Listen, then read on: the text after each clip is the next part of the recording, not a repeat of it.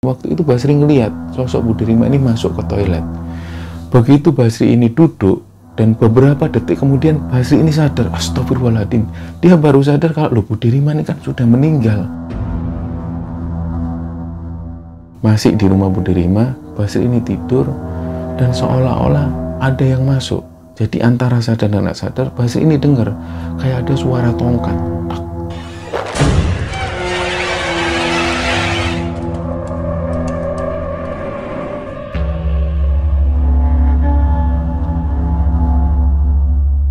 Bismillahirrahmanirrahim. Assalamualaikum warahmatullahi wabarakatuh. Sobat Kembara Sunyi dimanapun berada, pada kesempatan kali ini kami akan bercerita tentang sebuah kisah kiriman yang dikirim oleh sobat kembara yang bernama Basri. Sebelum kita masuk ke ceritanya, untuk teman-teman yang telah menonton tayangan ini dan belum subscribe, yuk subscribe sekarang juga agar kami lebih bersemangat lagi dalam membuat konten terbaru di Kembara Sunyi. Dan untuk teman-teman yang telah mendukung kami sejauh ini, kami ucapkan terima kasih banyak. Semoga amal kebaikan teman-teman dibalas kebaikan berlipat oleh Allah Subhanahu wa Ta'ala.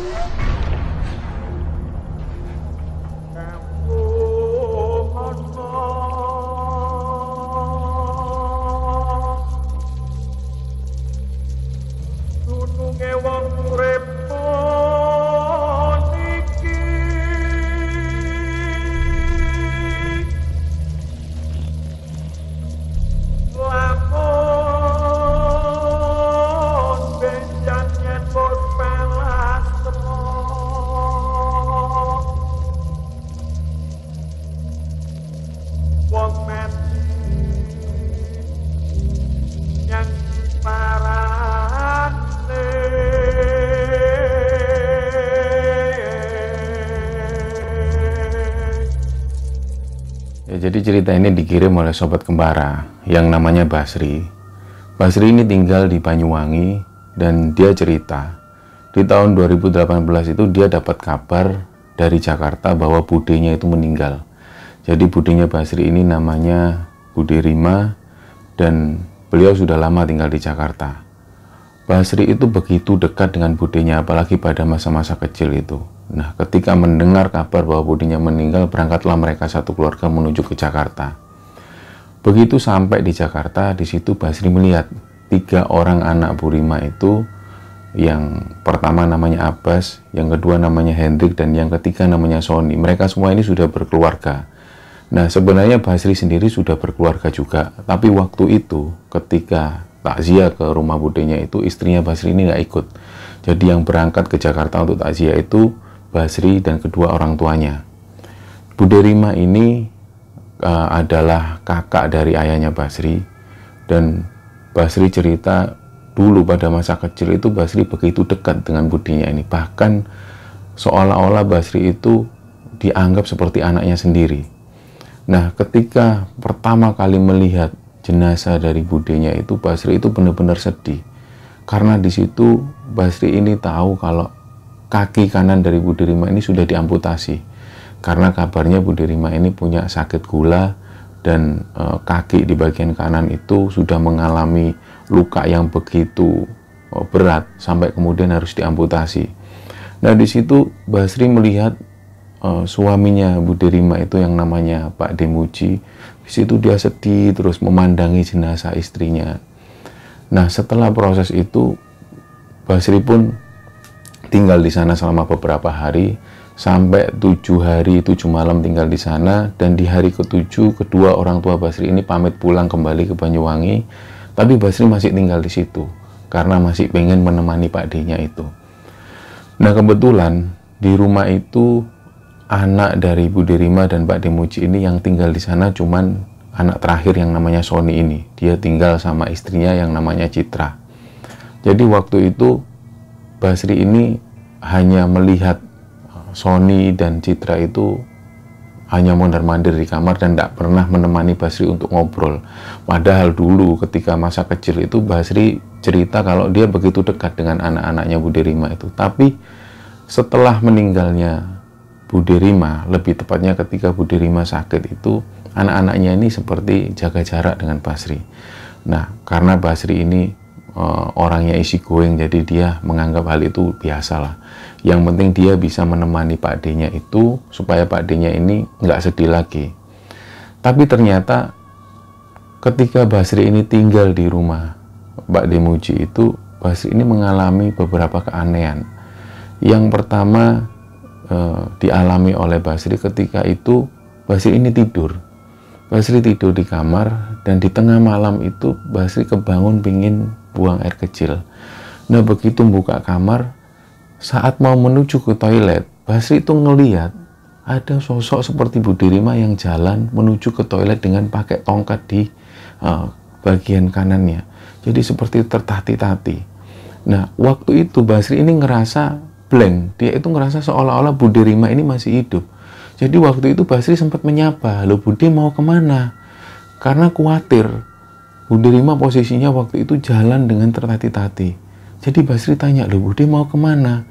Lah, sosok Budi Rima ini kayak nunjuk ke arah toilet. Lah, karena waktu itu Basri ini baru bangun tidur, dia ini juga langsung nyamperin Budi Rima. Dan waktu itu Basri ngelihat sosok Budi Rima ini masuk ke toilet. Begitu Basri ini duduk, dan beberapa detik kemudian Basri ini sadar, astagfirullahaladzim, dia baru sadar kalau loh, Budi Rima ini kan sudah meninggal. Dicobalah dicek, toilet ini dibuka, ternyata kosong, nggak ada siapa-siapa. Lah, itulah kejadian pertama ketika Basri tidur di rumah Budi Rima, dia baru sadar bahwa Budi Rima ini sudah meninggal. Keesokan harinya, selesai asar itu sekitar jam 4 sore, Basri itu ngelihat Pak D Muji itu membawa satu tiker. Dia membawa motor dan nggak tahu pergi kemana. Nah, waktu itu Basri ini nggak mikir yang macam-macam, mungkin mau ke tetangga atau kemana gitu. Keesokan harinya ternyata Basri sekali lagi melihat Pak D Muji itu sekitar jam 4 sore atau setengah 5 sore itu bawa tiker dan bawa seperti minum itu. Dia langsung naik motor, nggak tahu pergi kemana. Nah, saat itulah Basri ini langsung buntuti Pak D-nya. Pak D ini mau kemana? Karena ketika ditanya, Pak D mau kemana? Sebentar Bas, Pak, mau sini dekat kok. Nah, Basri itu penasaran, kemana Pak D-ku ini? Diikutilah oleh Basri. Diikuti ternyata menuju ke pemakaman. Nah, disitulah Basri itu melihat dari jauh Pak D-nya itu menggelar tikar itu dan duduk persis di depan makam dari Budi Rima. Di situ Basri itu melihat dari jauh Pak D Muji itu mengeluarkan satu kertas, satu lembar kertas. Disitulah Pak D Muji itu seperti membaca lembaran kertas itu sambil sesekali memandang makam dari Budi Rima itu. Nggak lama kemudian lembaran kertas ini pun dimasukkan dan Pak D Muji itu terlihat seperti merenung di situ. Nah, awalnya Basri merasa, ya Allah, kasihan Pak D-ku ini, kasihan, benar-benar kehilangan. Basri ini tahu persis gimana karakter dari Pak D Muji itu, karena Basri tahu kalau mereka ini pasangan yang harmonis dan gak pernah bertengkar sama sekali, kemana-mana selalu berdua. Yang Basri tahu gitu. Dan menurut keterangan dari kedua orang tua Basri, bahwa Pak D Muji dan Budi Rima ini sudah lama berkeluarga, dan selama berkeluarga itu nggak pernah sama sekali bertengkar dan nggak pernah ada perseteruan di antara mereka. Disitulah Basri ketika melihat Pak D Muji duduk di atas tikar di depan makam Budi Rima itu, Basri itu ngerasa sedih. Kok sampai gini Pak D-ku? Ternyata keesokan harinya Basri ini ngelihat lagi Pak D Muji ini keluar lagi bawa tikar setiap sore seperti itu. Dan selama Basri ada di rumah itu, Basri itu selalu melihat setiap sore Pak D Muji ini selalu pergi bawa tikar. Dan Basri yakin pasti ke makam Budi Rima. Nah, sampai pada satu ketika Basri ini tidur, masih di rumah Budi Rima. Basri ini tidur dan seolah-olah ada yang masuk. Jadi antara sadar dan tidak sadar, Basri ini dengar kayak ada suara tongkat. Tak, tak. Nah, Basri ini nggak bisa menggerakkan badannya sama sekali, tapi Basri ini tahu kalau ada orang yang datang. Nah, semakin dekat, Basri ini kenal banget dengan aroma itu. Loh, ini kan Budi Rima. Lah, tiba-tiba sosok Budi Rima ini duduk persis di samping Basri, tapi waktu itu Basri nggak bisa menggerakkan badannya sama sekali. Dan kepala Basri itu seperti dielus. Duh, anak ganteng suwun ya, wis nang kene ya. Lah, tapi waktu itu Basri ini benar-benar nggak bisa menggerakkan badannya, tapi Basri ini sadar ini suara Budi Rima. Dan benar-benar belayan dari tangan Budi Rima itu benar-benar dirasakan Basri persis pada saat Basri itu masih kecil. Jadi pada saat itu ketika Basri ini nggak bisa menggerakkan badannya, Basri ini nangis di situ. Karena benar-benar ingat dengan budenya, ingat dengan kebaikan-kebaikan budenya. Dimana pada waktu itu Basri ini lama sekali tinggal bersama budenya ketika di Banyuwangi itu. Nah setelah kejadian itu, nggak lama kemudian sosok ini pergi. Terus Basri ini sadar. Dan ketika sadar, Basri ini mengucap istighfar, astagfirullahaladzim, ya Allah. Kenapa budiku ini kok sering datengin aku? Lah, beberapa hari kemudian, Basri itu bilang ke Pak D-nya, Pak D ini kenapa kok setiap sore selalu ke makamnya Bude? Lah, Pak D Muji waktu itu dengan gugup juga menjawab pertanyaan dari Basri. Nggak apa-apa, Bas, wong namanya juga Bude ini baru meninggal, Pak D ini sendirian. Bingung lah rasanya, kamu belum tahu rasanya. Pak D itu dari muda sama budemu, sampai nikah, sampai punya anak-anak ini selalu sama budemu, kemana-mana selalu sama budemu. Budemu ke pasar itu Pak D yang nganter. Jadi kemana-mana kami itu berdua. Waktu budemu itu meninggal, Pak D itu kayak orang linglung. Makanya mungkin kamu nggak tahu. Setiap sore Pak D itu bawa tiker, Pak D itu ke makamnya Bude. Ketika Pak D itu ada di makamnya Bude, Pak D itu ngerasa tenang lagi. Kayak seolah-olah budemu itu masih hidup. Gitu loh, Bas. Kamu jangan mikir yang aneh-aneh. Bukan gitu, Pak D. Bude ini kan sudah meninggal. Pak D itu nggak boleh kayak gitu. Nanti kalau orang lain yang melihat, Pak D nanti dikira punya gangguan kejiwaan. Sudah ya, Pak D. Aku kan sudah nggak bisa lama-lama lagi di sini. Anakku sudah bolak-balik telepon, aku harus pulang ke Banyuwangi. Pak D baik-baik jaga kesehatan. Iya, Bas, makasih, Bas. Kamu sudah mampir ke sini nemenin Pak D. Nah, setelah ngobrol dengan Pak D-nya seperti itu, di malam terakhir Basri tidur di sana itu, Basri itu ngelihat satu pemandangan yang benar-benar aneh. Jadi waktu itu Basri ini pulang malam, sekitar jam 10 malam, karena keesokan harinya dia ini harus kembali pulang ke Banyuwangi. Dia membeli beberapa oleh-oleh untuk keluarga di Banyuwangi. Nah, ketika pulang jam 10 malam itu, buka pintu rumah, ternyata Basri ngelihat Pak D-nya itu tidur di atas sofa, dan yang bikin Basri kaget itu, di samping Pak D-nya persis itu ada sosok Budi Rima. Jadi seperti Budi Rima ini membelakangi pintu. Jadi Basri cuman melihat ada perempuan rambutnya panjang gitu, dan Basri itu yakin kalau sosok ini seperti sosok Budi Rima dari perawakannya, dari rambutnya, dan tangan Budi Rima itu seperti membelai kepala Pak D Muji itu tadi. Disitulah Basri itu benar-benar kaget awalnya, tapi Basri tetap diam dan gak lama kemudian sosok ini menghilang. Nah, pada saat Basri ini jalan, Basri itu dengar kalau Pak D Muji itu seperti mengigau ngomong sesuatu. Kowe sopo? Bojoku wis mati lo yo. Ojo mendo-mendo jadi bojoku. Ngalio. Nah dari situlah Basri ini bangunin Pak D-nya. Pak D, bangun Pak D. Pak D Muji pun bangun. Loh Bas, kamu baru pulang? Iya Pak D tadi mengigau. Loh iya tak Bas? Iya, ayo pindah kamar. Pak D-nya pun pindah.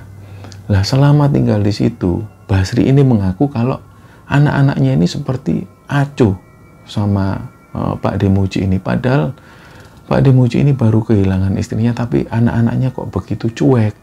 Jadi seolah-olah Basri itu ngerasa kenapa kok anak-anaknya ini bersikap seperti ini pada Pak D Muji. Padahal Basri sendiri ini kasihan dengan kondisi Pak D Muji yang selalu sedih dengan kesendiriannya itu. Akhirnya keesokan harinya Basri pun pamit. Dia pun pulang menuju ke Banyuwangi, dan sepanjang perjalanan menuju ke Banyuwangi itu Basri ini terus memikirkan Pak D-nya itu.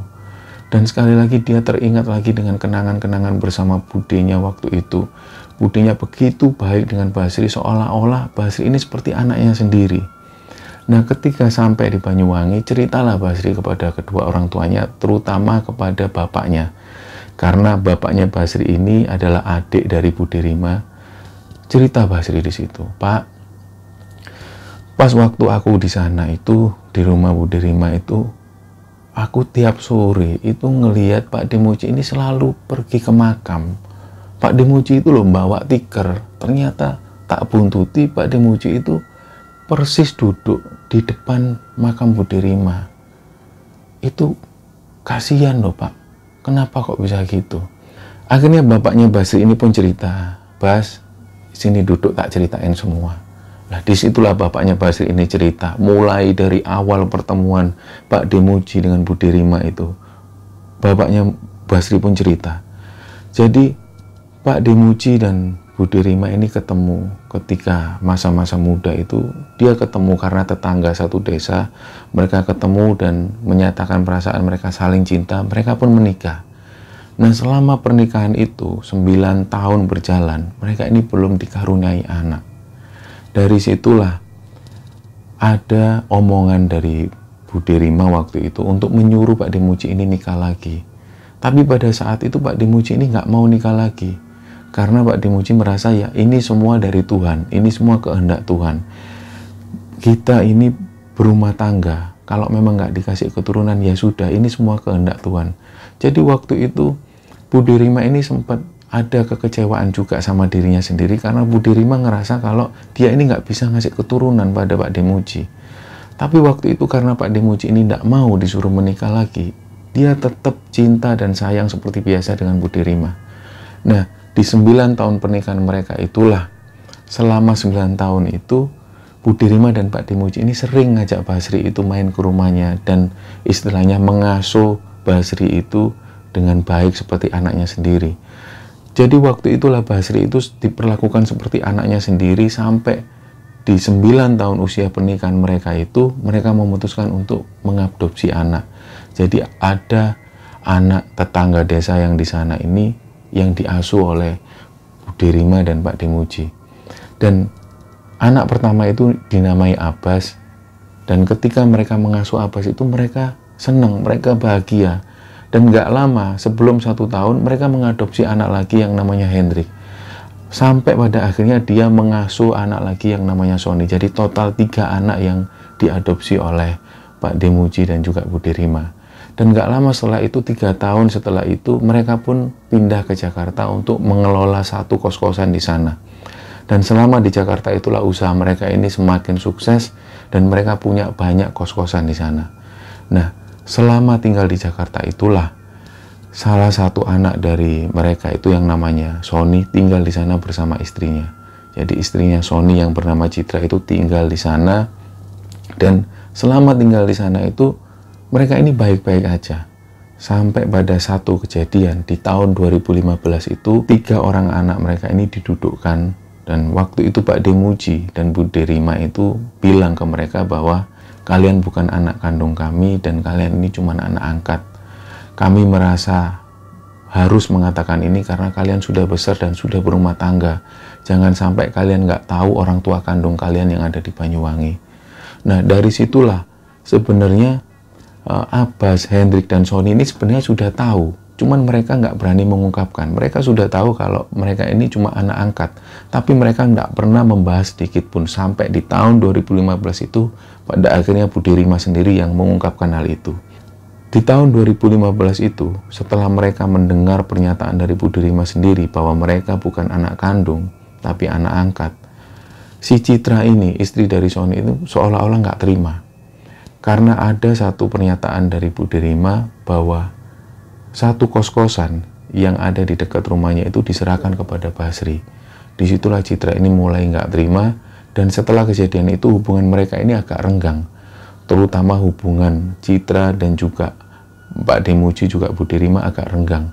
Nah, itulah yang akhirnya disadari oleh Basri. Pantesan ketika datang ke sana kok si Citra sama Sony itu kok agak gimana sama aku. Waktu itu juga Basri ini cerita ke ayahnya kalau selama tinggal di sana Basri itu sering ketemu sama Bu Dirima, entah itu di mimpi, entah itu melihat secara fisik. Dan waktu itu ayahnya bilang, ya sudahlah Bas, kasihan budimu itu, terutama Pak Demu itu ketika kehilangan budimu itu benar-benar kasihan. Mereka itu pasangan yang romantis dan gak pernah bertengkar sama sekali. Kemana-mana selalu bareng, gak pernah berpisah sedikit pun. Jadi ketika Bu Demu meninggal itu ya seperti itulah keadaan Pak Demu. Pasti dia merasa sendirian. dia merasa kehilangan sekali. Loh terus kenapa Pak kok Budi Rima itu kok kakinya seperti itu, kenapa awalnya? Ya itulah Bas. Jadi sebenarnya budemu itu awalnya cuman terkilir kakinya, cuman keselio. Dan nggak tahu kenapa berhari-hari setelah terkilir itu tiba-tiba kakinya semakin membengkak. Ketika dibawa ke rumah sakit, katanya budemu ini punya penyakit gula. Tapi bapak sendiri juga nggak percaya. Bapak sendiri yakin kalau budemu ini dibuat sama orang. Kamu harus tahu ya, yang buat budemu kayak gitu itu ya Citra itu. Pak Demu itu sudah tahu sebenarnya. Sebenarnya budemu sendiri sudah tahu kalau yang buat budemu seperti itu ya Citra. Tapi Pak D sama budemu itu orang baik. Dia itu tetap memperlakukan Citra itu seperti anaknya sendiri. Nggak pernah dendam sama sekali. Lah waktu itu Basri ini benar-benar nggak percaya. Loh Citra, istrinya Sony. Iya Citra istrinya Sony itu. Pak Demu sama budemu itu sempat cerita waktu itu ke bapak sama ibu. Dia cerita semua bahwa Citra ini agak beda perlakuannya. Dan ketika budemu ini sakit-sakitan sempat dibawa ke orang pinter, dan orang pinter ini bilang kalau yang melakukan ini ya si Citra itu. Tapi budemu itu sekali lagi tidak pernah dendam sama sekali. Bahkan sampai ajal menyebut itu budemu tidak pernah dendam. Jadi setelah mendengar pernyataan dari bapaknya Basri itu, Basri ini sekali lagi sedih. Terus dia bilang lagi ke bapaknya, Pak, ya udah tak beberapa hari ini, nanti seminggu lagi mungkin aku tak ke Jakarta lagi aja. Coba tak temenin Pak D itu, kasihan Pak D kalau kayak gitu. Karena Sony sama Citra masih tinggal di sana. Ya wes ke sana lagi, kasihan Pak D mu temenin lah. Nah, ternyata seminggu setelah itu Basri pun berangkat lagi ke Jakarta. Begitu Basri datang, Pak D-nya itu langsung seneng. Loh Bas, kamu kok kesini lagi? Dipeluk lah Basri seperti anaknya sendiri. Lah waktu itu Basri ini langsung masuk. Ya duduk-duduk di situ. Gimana Pak D, sehat? Obatnya sudah diminum. Wes Bas, wes sehat lah Pak D mu ini. Terus gimana? Pak D masih sering ke makamnya Bude. Iya Bas, ya gimana lagi Bas? Pak D itu ngerasa kesepian. Ya gimana lah Bas, wong tiap hari ini sama budemu. Oke, ya udah Pak D. Ini aku sengaja kesini nih mau nemenin Pak D supaya Pak D nggak usah sedih. Basri sudah diceritain semua sama Bapak tentang Mas Sony sama Citra, itu sudah dikasih tahu semua. Loh bapakmu cerita semua Bas? Iya Pak D. Ya wis, jangan rame-rame lah, pokoknya gitulah Bas. Udah, Pak D sudah nggak dendam kok, nggak ada dendam. Bude sendiri sudah nggak dendam. Bude sendiri sudah nulis surat ke Pak D kalau budemu itu nggak dendam. Budemu itu orang baik. Meskipun disakiti seperti itu, dan budemu tahu kalau yang membuat seperti itu adalah Citra, budemu itu sama sekali nggak dendam. Iya Pak D. Ya sudah Pak D, aku mau istirahat dulu ya. Basri pun masuk ke kamar, dia tidur. Dan sekali lagi pada saat tidur di sore hari menjelang maghrib itu, Basri itu tiba-tiba badannya nggak bisa digerakkan. Dan seolah-olah sosok Budi Rima itu datang. Budi Rima itu datang seolah-olah duduk persis di samping Basri. Dan waktu itu Basri cuma bisa ngelirik. Dari sudut matanya itu Basri bisa melihat sosok Budi Rima itu duduk sambil seperti orang yang nangis tapi ditahan. Jadi benar-benar nangis seperti ditahan. Nah, disitulah Basri ini benar-benar ikut sedih. Dalam hatinya Basri itu bilang, ya Allah Bude, nggak usah sedih Bude. Basri ini ikut sedih kalau Budi Rima itu ikut sedih seperti ini. Bude nggak usah sedih ya, Basri di sini nemenin Pak D. Jadi terus Basri itu dengar sosok yang seperti budenya ini nangis dan seperti ditahan. Nah setelah kejadian itu pun sosok ini pun menghilang. Ketika malam hari Basri pun jalan-jalan keluar, dan keesokan harinya ketika sore hari itu Basri ini sekali lagi nggak ngelihat Pak D-nya di mana, dan langsung buru-buru Basri ini menuju ke makam Budi Rima. Ternyata Pak D Muji ini sudah ada di situ. Pak D Muji ini terlihat persis duduk di depan makam Budi Rima sambil ngelihat lembaran kertas itu dan sesekali ngusap matanya seperti nangis gitu. Nah setelah itu pun Basri pulang ke rumah, ditunggulah Pak D-nya itu. Nggak lama kemudian Pak D Muji ini datang dan mereka ngobrol lagi sampai malam hari. Ketika Basri ini tidur, di tengah malam itu Basri ini mau menuju ke toilet. Begitu keluar kamar, Basri ngelihat Pak D Muji ini tidur di atas sofa. Nah, setelah itu pun Basri menuju ke toilet, dan ketika kembali ke kamar, Basri itu ngelihat di samping Pak D. Muji ini tidur, ada lembaran kertas yang biasa dilihat oleh Basri, yang selalu dibawa ke makam. Nah, waktu itulah Basri ini penasaran, diambillah kertas itu, dibaca, dan waktu itulah Basri ini benar-benar nangis. Dia sedih karena ini adalah tulisan dari Bude Rima. Bude Rima ini sengaja nulis ini beberapa hari sebelum Bude Rima meninggal. Khusus tulisan ini ditujukan untuk suaminya, yaitu Pak D. Muji. Dan atas izin dari Basri, surat ini pun akan kami bacakan. Kira-kira beginilah surat yang ditujukan oleh Bude Rima kepada suaminya, Pak D. Muji. Untuk Mas Muji, suamiku. Pak, makasih yo udah ngasih 35 tahun kebahagiaan di hidupku. Makasih juga yo Pak, sudah menjaga aku dengan baik. Dan maaf yo Pak, jika sampai ajal menyebutku, aku nggak bisa ngasih kamu keturunan. Pak, di 9 tahun pertama pernikahan kita, aku nyuruh kamu untuk nikah lagi. Karena aku sadar aku nggak bisa ngasih kamu keturunan. Jangan dikira aku ndak tresno karo kue Pak. Hatiku hancur waktu aku nyuruh kamu nikah lagi. Tapi kamu itu tulus, kamu ikhlas. Kamu menolak tawaranku untuk nikah lagi. Bahkan kamu marah waktu itu. Marahmu itu pertama dan terakhir kalinya. Karena aku tidak pernah tahu kamu marah-marah selain dari itu. Pak, tidak usah dendam ya Pak sama istrinya Sony. Gimana pun juga Sony tetap anak kita. Sony itu baik. Mungkin istrinya Sony waktu itu kurang bersyukur. Pak, setelah ini aku nggak lagi merasakan sakit. Aku ikhlas sama sakitku ini. Biar Yang Maha Kuasa yang membalas semua ini. Jaga kesehatan yo Pak. Jangan lupa tiap pagi jalan-jalan, olahraga. Obatmu diminum juga yo Pak. Yang Kuasa yang balas kebaikanmu yo Pak. Itulah kira-kira surat yang sengaja ditulis oleh Bude Rima kepada Pak D. Muji. Dan Basri waktu itu benar-benar nangis membaca surat itu karena Basri ini tahu karakter Bude Rima ini nggak seperti ini. Bude Rima ini orangnya pemalu. Dan ketika Basri membaca tulisan itu seolah-olah Basri itu seperti bicara dengan budenya sendiri. Dan pada saat itulah Basri ini benar-benar nangis, dia nggak kuat, dia masuk ke kamar. Dan beberapa hari setelah itu Basri ini pun pamit kepada Pak D. Muji. Pak D, sudah ya Pak D. Basri ini sudah nggak bisa lama-lama di sini. Pak D ini jaga kondisi, jaga kesehatan. Basri kemarin mohon maaf, nggak sengaja baca suratnya Bude. Karena Basri itu penasaran Pak D. Lah waktu itu Pak D. Muji itu kayak gugup kebingungan. Loh Bas, kamu baca suratnya Bude toh Bas? Iya Pak D. Iya sebenarnya aku juga pengen ngasih tahu kamu Bas, surat dari Bude itu. Budemu itu loh ya lucu ya Bas. Waktu itu Muji itu bilang seperti itu Pak Muji. Jadi Pak Muji itu sebenarnya sadar bahwa istrinya ini orangnya pemalu. Dan kenapa kok bisa sampai nulis surat seperti itu?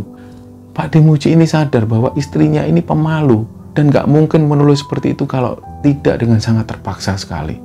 Dan disitulah Bude Rima ini mengungkapkan bahwa Bude Rima ini gak dendam sama sekali dengan Citra. Dan Bude Rima ikhlas dengan semua penyakitnya itu. Dan Bude Rima itu menyatakan sayang kepada Pak Muji dan benar-benar dia merasa berterima kasih kepada Pak D. Muji sudah membimbing Bude Rima selama 34 tahun. Dan kisah ini pun dikirim oleh Basri. Harapannya supaya teman-teman bisa mengambil hikmah dan bisa mengambil kesimpulan dari kisah-kisah ini. Dan sebenarnya begitu banyak kisah-kisah di sekeliling kita yang menceritakan tentang kisah-kisah kehidupan semacam ini. Di akhir kisah ketika Basri mengirimkan cerita ini, Basri berkata bahwa Citra dan Sony sudah bercerai. Karena pada saat itu Sony merasa Citra ini semakin menunjukkan gelagat yang tidak baik. Setelah meninggalnya Bude Rima itu, Sony dan Citra ini seringkali bertengkar sampai berujung ke perceraian. Dan pada saat ini Pak D Muji ini tinggal bersama Sony di rumah itu, dan Pak D Muji ini nggak lagi datang ke makam Budi Rima. Jadi kisah ini benar-benar pernah terjadi di sekitaran tahun 2018 kemarin, dan kisah ini dibagikan oleh Basri. Semoga kisah ini bisa diambil hikmah oleh teman-teman semua. Mohon maaf kalau ada salah-salah kata. Wassalamualaikum warahmatullahi wabarakatuh.